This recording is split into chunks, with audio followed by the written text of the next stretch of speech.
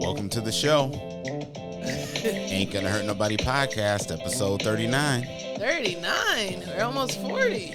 Ladies and gentlemen, we're going to wrap up our series on burning and building bridges. I mean, it all comes back down to trust. When we were talking about building the bridge, it starts with trust. Yeah, breaking a bridge is when you lose trust. But I think I would bring a different perspective because sometimes I was in a training for work for managers or whatever. And they were, yes, I'm watch your toes, everybody. Hashtag humble brag over there. Okay, Leo. Okay. I was in manager training. I had to learn how to manage teams.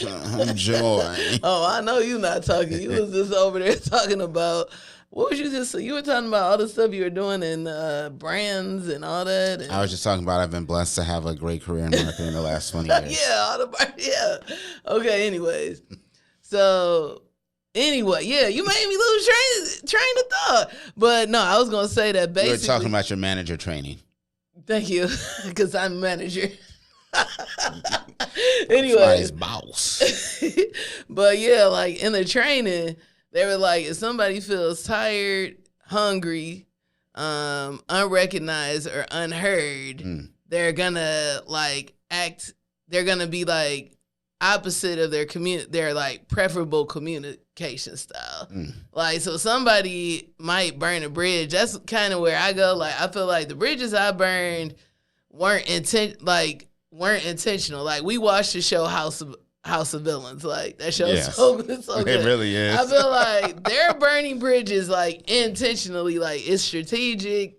They know what they're doing. It's political. But I think for a lot of people, more than you might realize, they're not intentionally trying to burn the bridge. Maybe they felt unheard, and they felt for instance, when I feel like I may have burned bridges, especially during the pandemic, because you're on a remote call, and then you put something in the chat, and then someone completely ignores your call, ignores what you put in the chat, basically, and then you just start lighting fire to the meeting.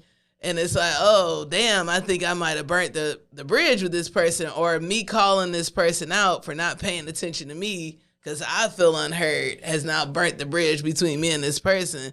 But in some situations, it's just it's not intentional. You're not trying to burn the bridge, but I think it's important to know your triggers, what might get you off your square. I know for me, if I feel unheard, because I love sharing ideas.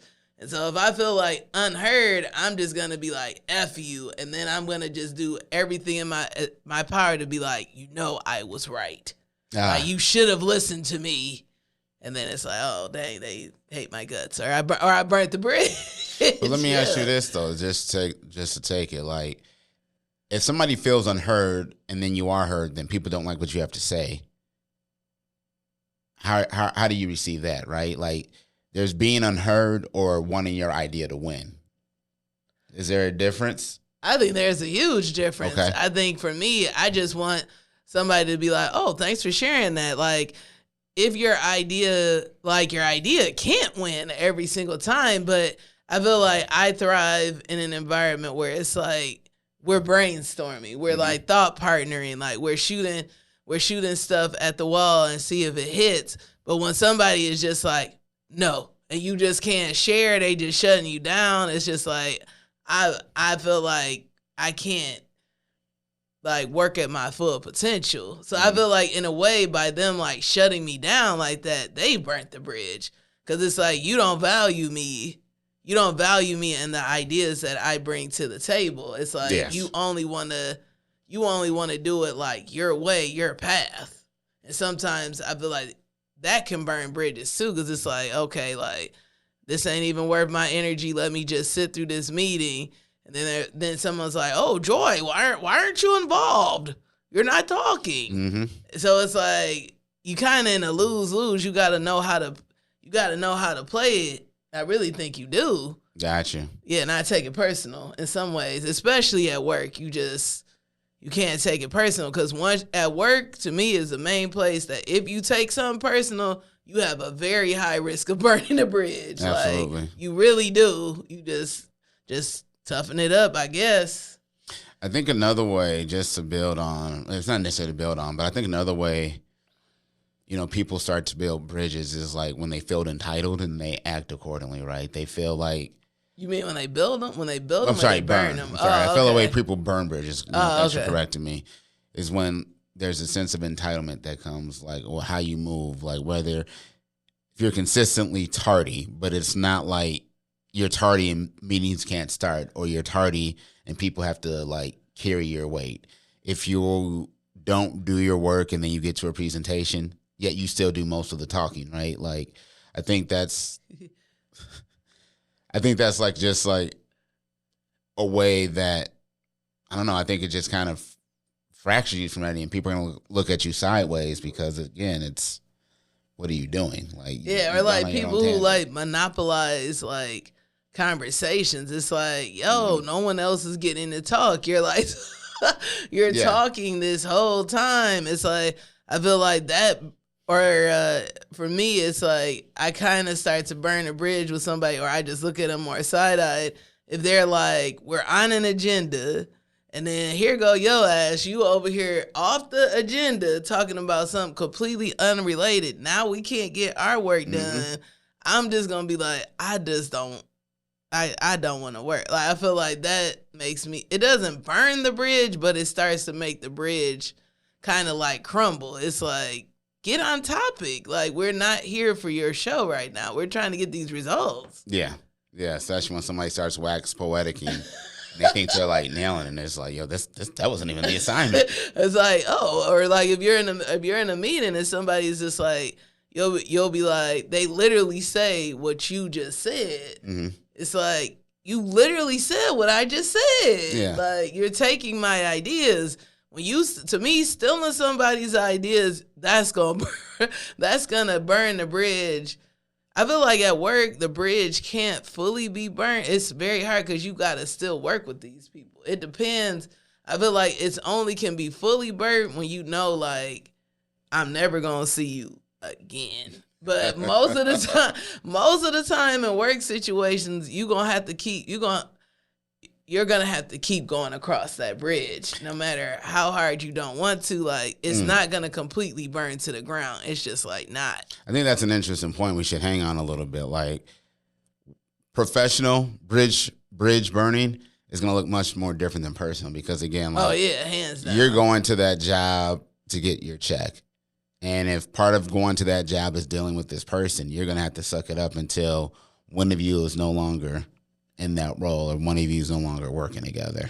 And I think that's that's just like a dynamic you have to keep in mind. Like, bridges burnt at work, you still have to cross that body of water. You still have to get over that. You still have to get over that road to make it work.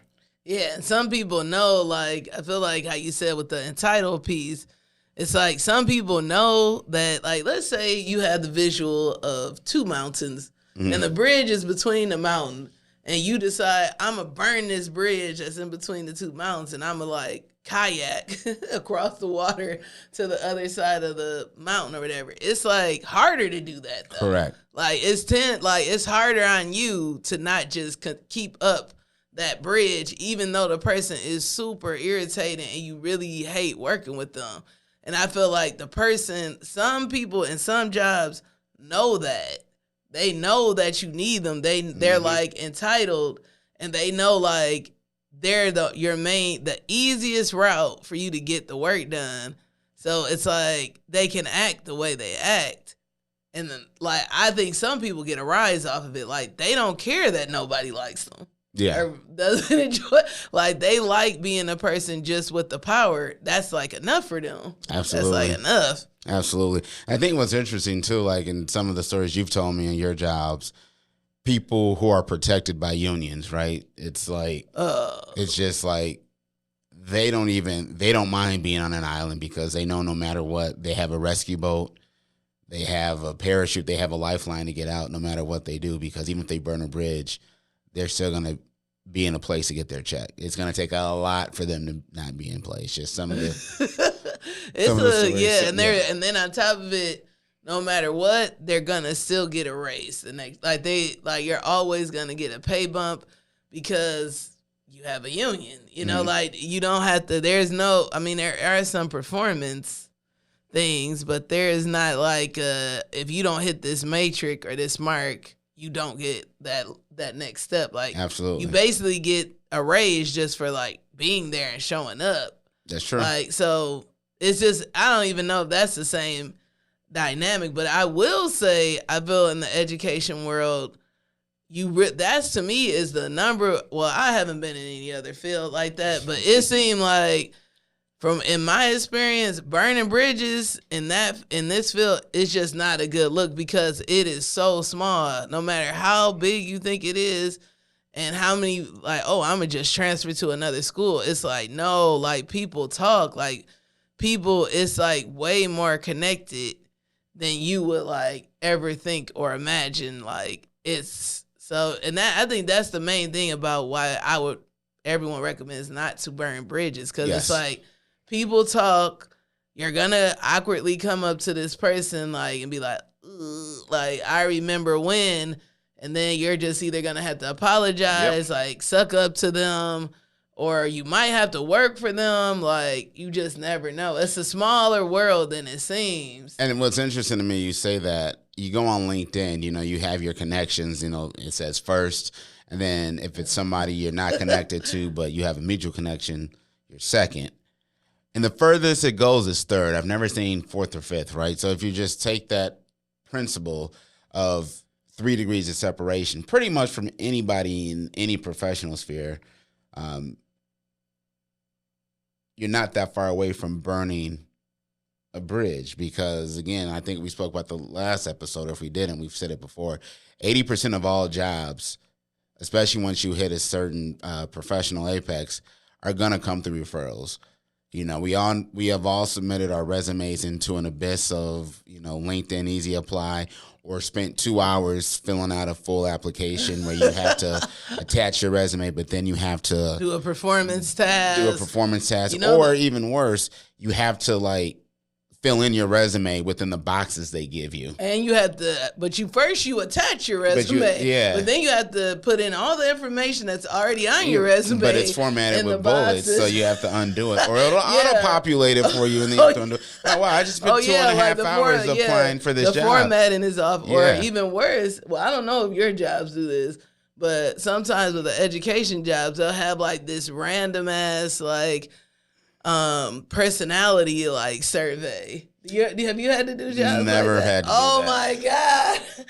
It'll be like you'll finally get through the whole application, and then it'll be like all these random questions like, Barbara took an extra pencil. Do you tell your supervisor? Do you confront her, or do you give her a third pencil? And then you're it's like all these like weird personality questions.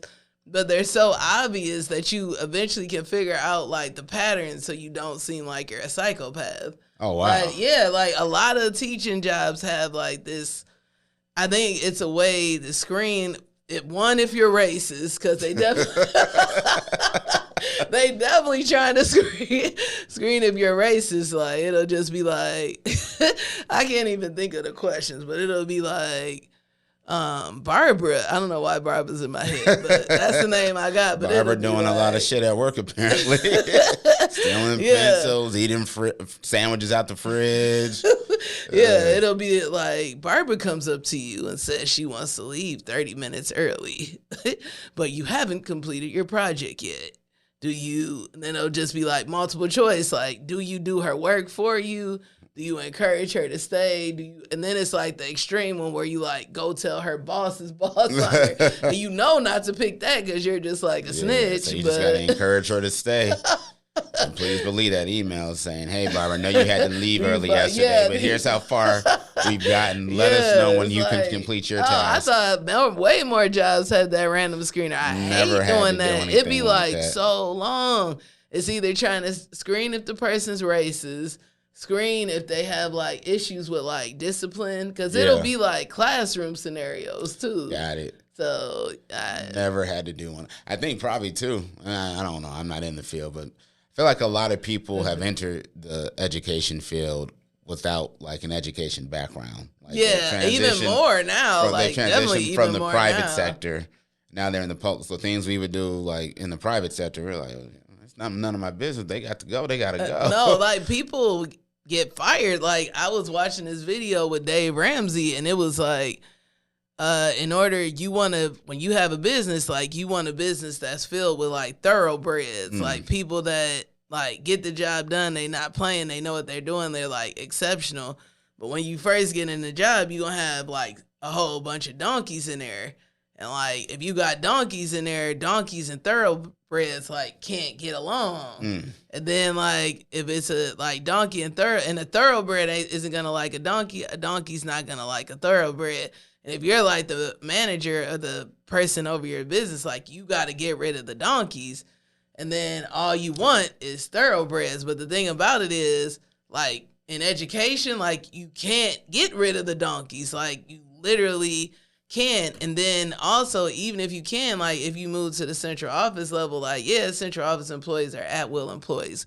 We can get fired, but nobody want our damn job. Don't nobody want our little money. Do all that work for that little check. Not getting paid. Let me tell you, I thoroughly enjoy my new position.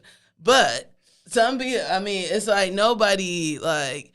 It's hard to fill the positions once the people leave. It's hard to fill like positions. That. And I think that's just with any job, right? I think for me, I feel like from 2020 to 2022, people just got a taste of like there is something better out there. I can do it. So like people aren't just settling for jobs. And I feel the fear of burning bridges has lessened and more bridges have been burnt.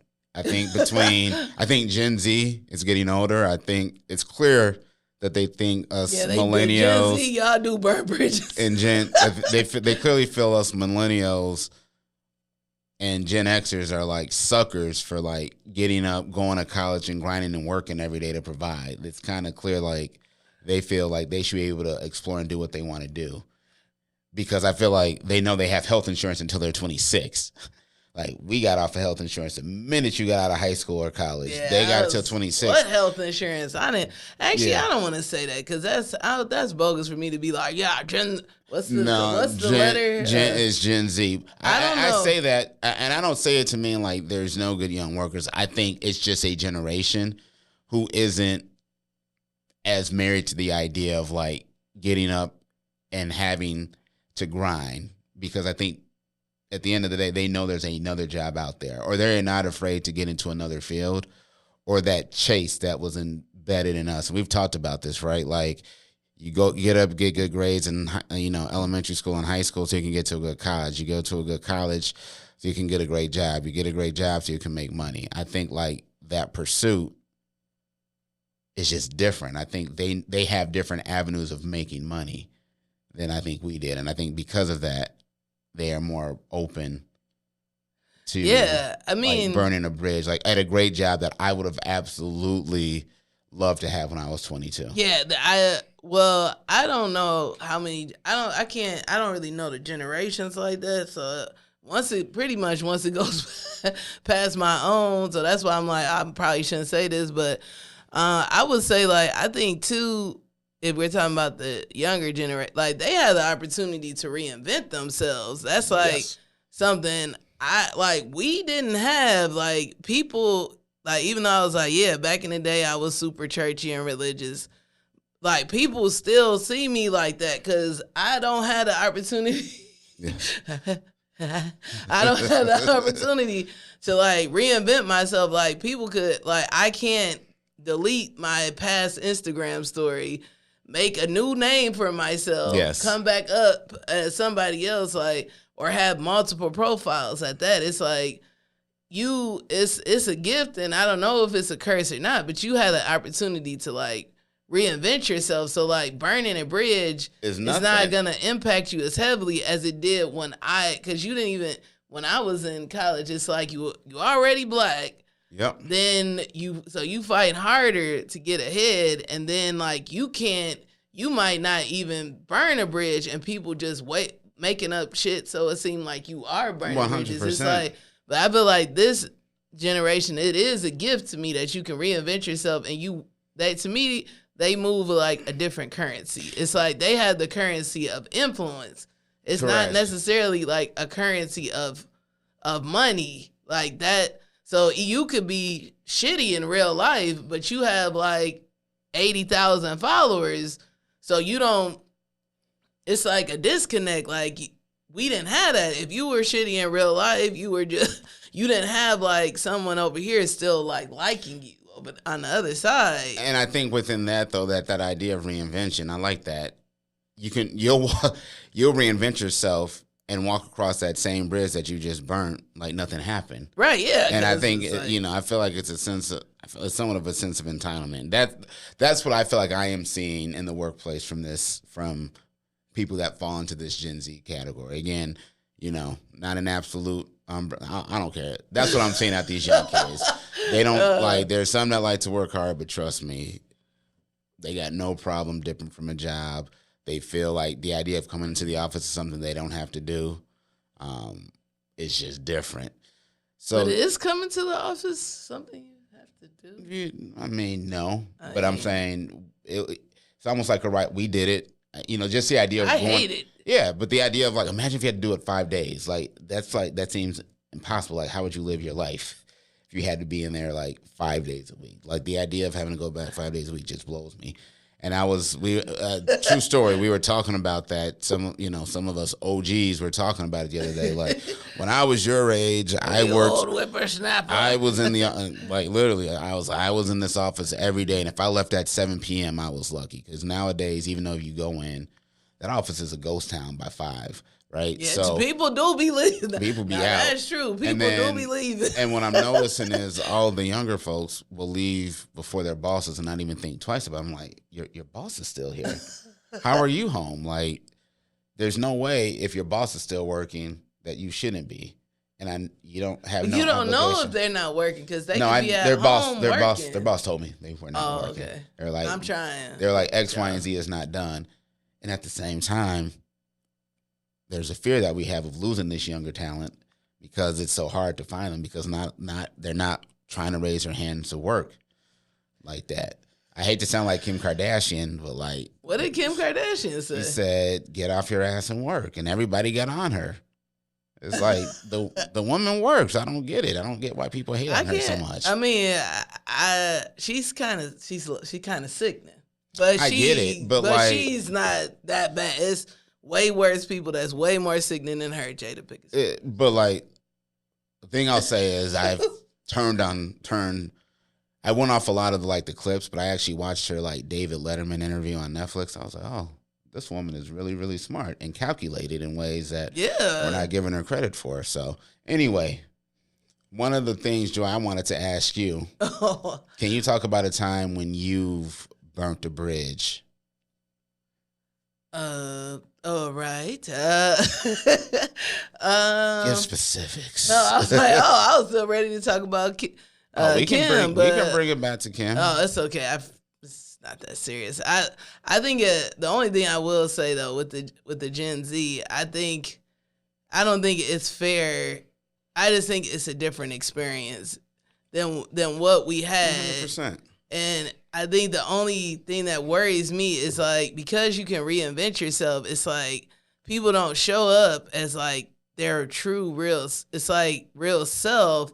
So you might be thinking you're getting one thing, but you're getting something else. Mm-hmm. And because you're getting something else, it might burn a bridge between the two because there's so many versions of this one person. It's and then you throw in virtual reality where people are using GChat to literally or what is it? Not I shouldn't Chat say. GPT. Damn, I sound super old. They using that chat. They using that GChat chat. I don't even know how to say what is it? Chat GPT. Yeah, I got you. But but basically, people. I feel like people is they using that. People is heavy on that more than anybody will know. I think people do know. That's the thing. Yeah, I mean, yeah. But it's just who are you today?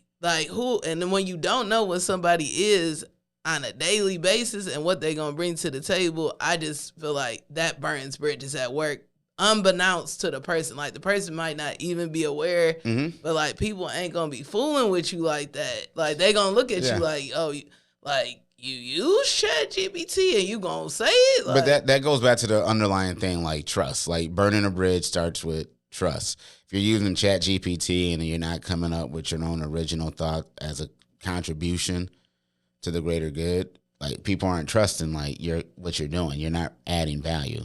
You're kind of in business for yourself, and that's to do the minimum. And you're gonna like be fine drafting and riding the waves and the coattails of the people who are putting in the work to truly advance a product. Think about how many times we've heard about people using.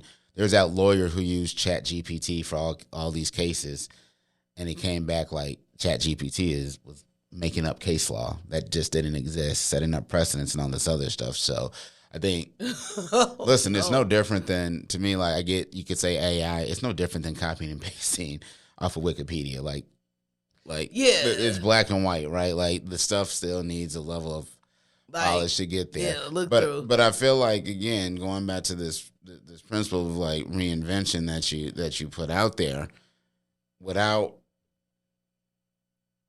I think the idea of a consequence of I will not be able to work into this field or my name will be shit in this industry. I feel Gen Z has no fear of that. I feel like I know I have a fear of that, and I know I move certain ways because of that. I feel like that's just not there right now, and I feel like more bridges are being burnt. I can't tell you how many people I've seen work 3 months, 6 months, 9 months, and they peace out to go to another job so they can make another $5,000. And then they come right back to, be with it's like, what's happening here? Yeah, but nobody, like, it's like, I don't know, we're kind of on that cusp, but I just think when you can get a like for doing something that does not carry integrity, when people can get like likes and views off of something that is like not good character or just like doesn't carry weight or doesn't have integrity. Can you give me an example? I'm not sure I know what you're talking about. I don't know, like how you were talking about somebody being late all the time. Yeah. They could be like on their phone, like making the video going into as they going into work late. And they're going to get likes and views. My coworker's face when I walk in 15 minutes late, but still slay. It's like, no, they're carrying your ass. Right. And then when something happens later, you'll act like a victim, or you'll be like, no, like you. I don't know. I can't, because I don't want to put a generational thing because it's old ass people on social media too, and they don't live in reality. Yeah, but I think I'm separating the point. I'm not talking about social media. I am talking about like a general workers' mindset. And when I'm seeing more and more of I'm not saying that there's people our age, people a little bit younger than us, people a little bit older than us, or a lot older than us, who don't have good work ethic. I think work ethic is one thing. Like, what the point I'm trying to land is that I feel this new generation has less fear of burning bridges because I feel like they feel the world is more so their oyster. Because of social media, the good part of social media and the connectivity we have with our phones and devices, like, you learn about new career fields that you didn't even know about. Hell, the field that I'm in, that I've been doing the last 20 years, I knew marketing as a whole, but I didn't know like my official title is, client service. I didn't know that was a thing until I was a senior in college, let alone something to pursue. So imagine if you are 18, 19, you know of all of these different fields. You can pursue any one of those, but then you could just turn back around. Remember that movie Hollywood Shuffle? It was always like, well, you could just get a job at the post office. Like, I think this with Robert Townsend, Keenan Ivory Wayans. It's a classic. Okay, well, before you can come to the picnic, we got to get you to watch that. I got to watch Poetic Justice. You got to watch Hollywood Shuffle. You said it's I like Keenan Ivory Wayans. Yeah, it's Hollywood. I may have seen it, but it doesn't stand out. Yeah, you've definitely seen it. I don't know. You've definitely seen it. We'll we can. It'll be a nice date night movie. But the point, the thing is, it's like there was a narrow set of jobs. I feel like our purview of there's a narrow set of jobs, right? You could be a doctor, you could be a lawyer, which most people can't be because those are hard fields to get into. And there's a slew of other stuff, right? Like, I started off as a business major. I went into advertising and communications, right? You started off, was it? I had 6 majors. Oh, exactly, right? So you like... So I didn't know. Yeah, but I think now these kids, like, think of like gap year, taking a gap year.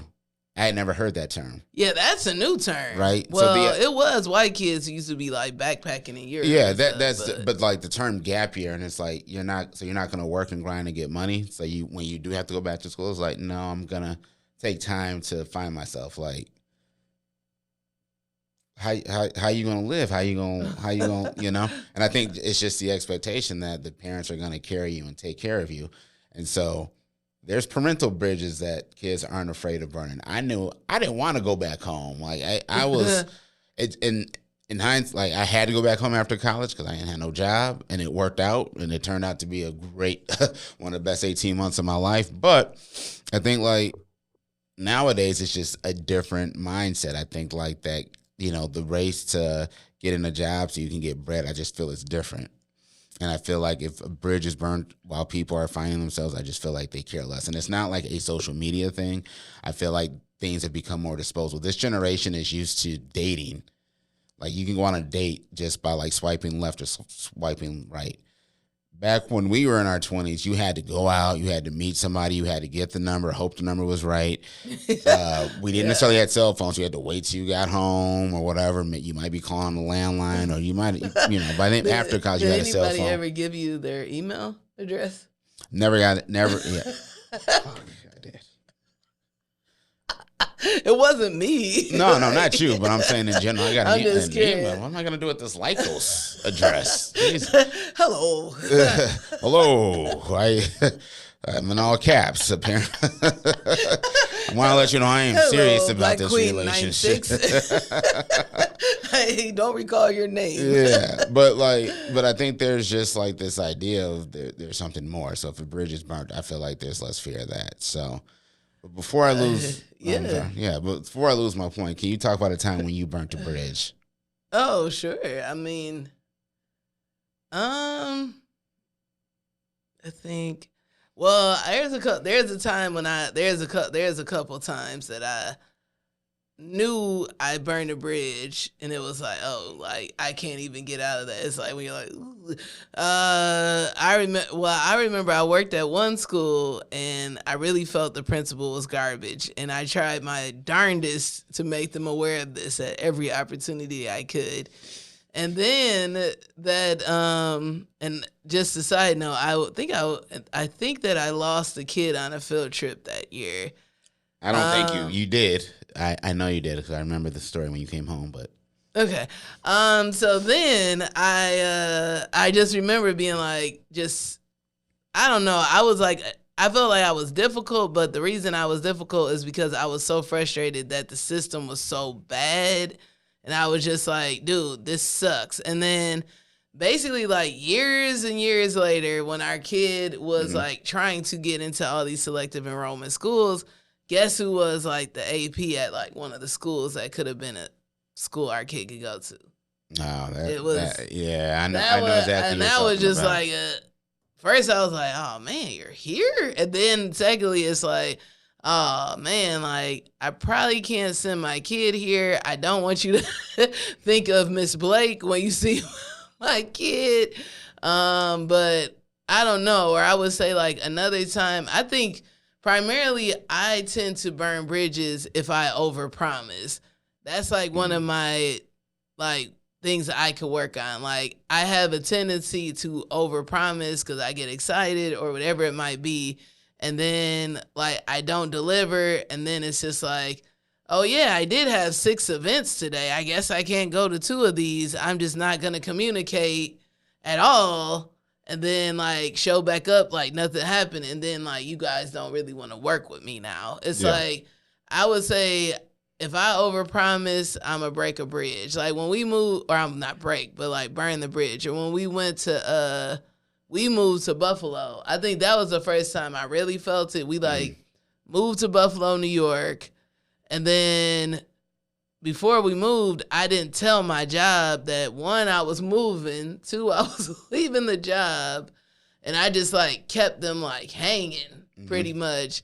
and just withheld information. And I felt like that's really when I burnt the bridge, because they were just like, why didn't you tell us? And then on top of it, I was kind of sad because I was like, dang, if I would have just told them, they might have did a going away party. Like, I literally knew I was leaving, but I acted like I was going to stay. Like, they were actively asking me, like, are you leaving? And I'd be like, no, I'm going to be right here. Like, when I could have just told them what was actually going on. And I think if I would have told them, I would have built the bridge. But because I didn't tell them, they were just like, okay, here go this one. Like, she's not looking out for the greater good. Now that I'm a manager and I do have to hire people, it's like I see even more like, oh man, like I really should have told. Like, I should have told them. I can see how they would look at me like side-eyed. So if I can sum it up, right? So there's been a level, like you've burnt bridges by, I feel like, I'm going to go back. I feel like a job doesn't have the right to ask you if you're staying or leaving, especially over the summer. Education is different. That's a part of education. That is that's different. Because it's such a high turnover rate. It is, and I get the thing. It's so hard to fill the positions. But I remember that particular time, and I think I was like, don't tell them, because to be honest, we didn't know what was going to happen. Yeah. Like to be real, like, you might have hated living in Buffalo. You might be like, oh, actually, I'm going to go back, figure it out. Like, I mean, like, that was real, though. But, like, just, like, thinking about the things you said. So, like, communication has led to burning the bridge. I would say more withholding of information. Yep. And then what were the other? Overpromising. So the two big things right there. So I think that's an important thing to kind of take note of.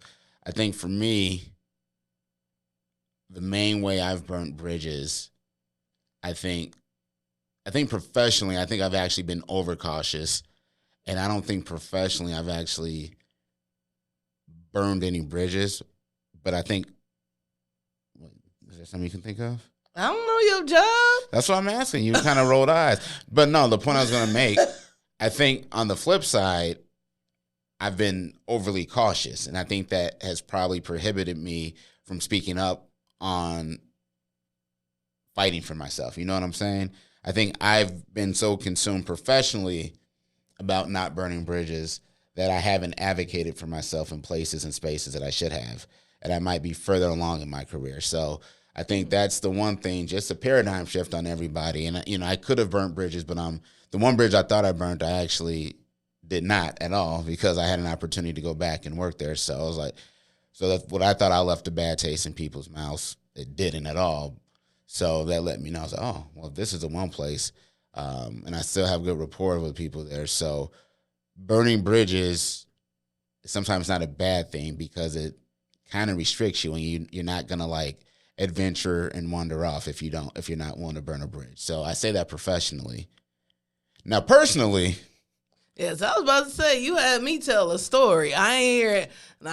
You ain't telling no story. Like, personally, we about to get to it. Okay. So one involves both of us, right? And, you know, the bridge is burnt. But I would say, and we're not going to name names, Joy, but like, you know, during our real estate process to buy our current house, we worked with, you know, high profile real estate team, and you and I were not happy with how the process was going, and was not happy with some of the service and some of the moves. And the one thing, you know, that we never did, or that I never did that I wanted to, I never just spoke up and said, hey, I'm not liking X, Y, and Z, and then A, B, and C has happened.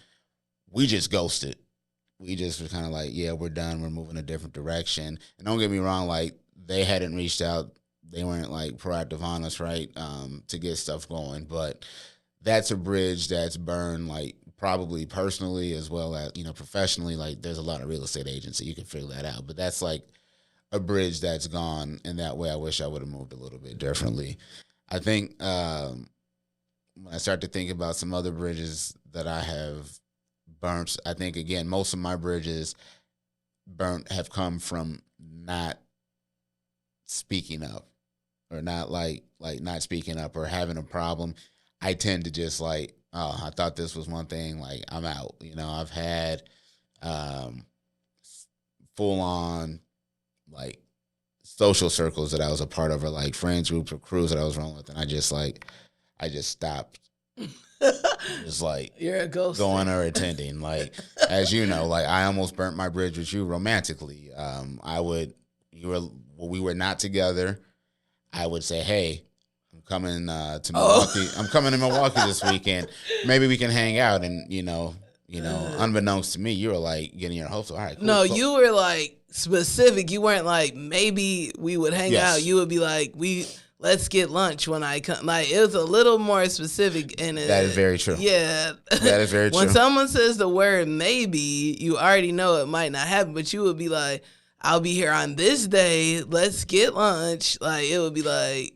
But the reality is, right, within that, you're right. I had trepidation and fear about like even meeting up with you because of the way we separated in college.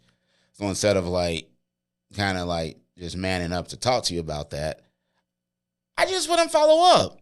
I just would come to town, weekend would go, and then keep it pushing. So that went on for like a good solid 2 years, give or take. And I got off of it, right? So I mean, that's a real one, right? Like not speaking up about like what's really bothering you or what's preventing you from doing something is a way to like quickly burn a bridge. Because had that went on much longer, hell, like you ended up meeting other people, right? Like so, that bridge to you was like gone until it came back. So I would say like those are kind of my ways. Like not speaking up is a quick way to burn a bridge. Excuse me. That's interesting. That's a different perspective. Yeah. Just being. I would say being overly cautious that's interesting, like how you're not speaking up or you're not taking the risk 100%. Or you're like, like overly cautious can burn a bridge. And that might not even be like known to you in some ways. Like you're just not like putting yourself out there and taking that risk. So that's interesting. It's like a learning curve. Because the thing you said earlier, right? There was what was it when you're hungry, tired, unheard, unrecognized, right? And that being unrecognized, I typically translate that to salary, right? Because if you know I'm doing a great job and you know what market value is, I should be at the higher end of that pay grade. If I'm not being recognized, what we doing, right? But if I don't say anything, how are you going to know that I'm disgruntled? Or why did I accept the position and not fight hard enough for the salary? My current job is the first job that I kind of dug my heels in and said, no, I know I'm worth this. I know what this is a market. This is what I should be making based on X, Y, and Z.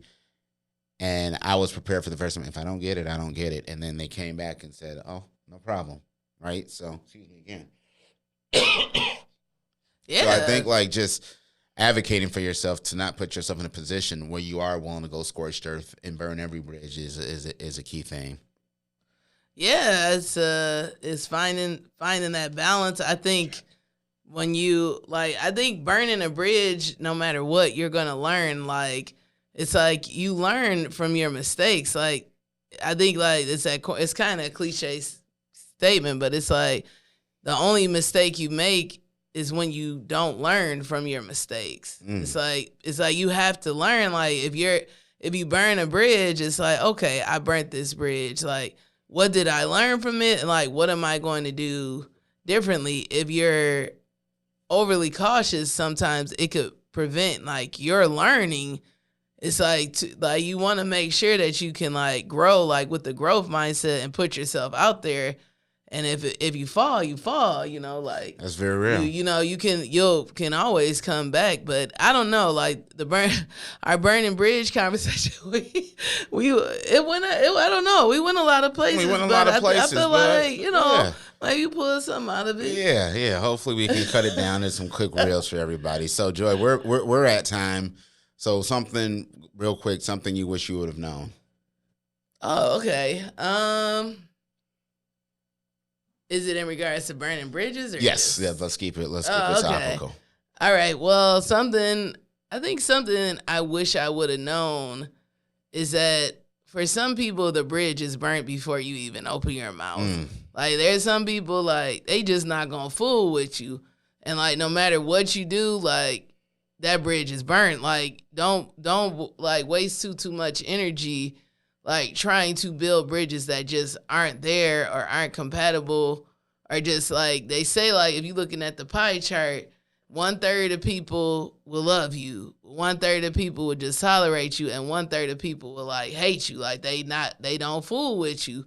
And the bridge, like, it's a percentage of people that just, the bridge gonna be burnt no matter, like, what you do. Even if you didn't intend to, they not fooling with you. Yeah. So that's something I feel like I wish I would have learned. I feel like I have spent a lot of time repairing bridges that, like, aren't worth trying to repair and, like, really weren't that strong in the first place, you know? I would just kind of draft off it. I think one thing I wish I would have known is you don't necessarily need every bridge, right? But the bridges you need, make sure you don't burn them. I think, again, to my knowledge, in 20 years, I haven't burnt a professional bridge. But to that point, I didn't necessarily need all of these bridges. And I probably consumed and lost time focusing on things and people and organizations that I didn't need or I don't need now. I remember I put my 2 weeks in on a job, and I put in more work those last 2 weeks probably than I did anytime, because I genuinely liked my team and the people, and I didn't want to leave them in a lurch, and I knew I was, because of when I was leaving and my contribution. And then it got back to me because my manager was actually gone in my actual last 2 days. And then I wrote an exit plan. I wrote a transition plan, which I didn't get one when I started, but it was detailed, and it laid out each project and what needed contacts. And he had something slick to say about it. He said it wasn't that good. And I'm just like, you know what? I don't need a letter of reference from you. There's other people with bigger titles in this organization I can get references from. And fuck you for talking shit. So if I never see you again, it's whatever. And if I see you, it's whatever. So just realize, like, you don't need every bridge, but the ones you do need, don't burn them. So that's so random that he. Yeah. Well, on your way out. Yeah, and I'm gonna be here the last 2 days. I have vacation days. I could have cashed out, sucker. But I was a sucker, right? So with that, ladies and gentlemen, that's episode 39 on Burning Bridges, the freestyle. Hope you enjoyed the show. We out. Peace. Peace.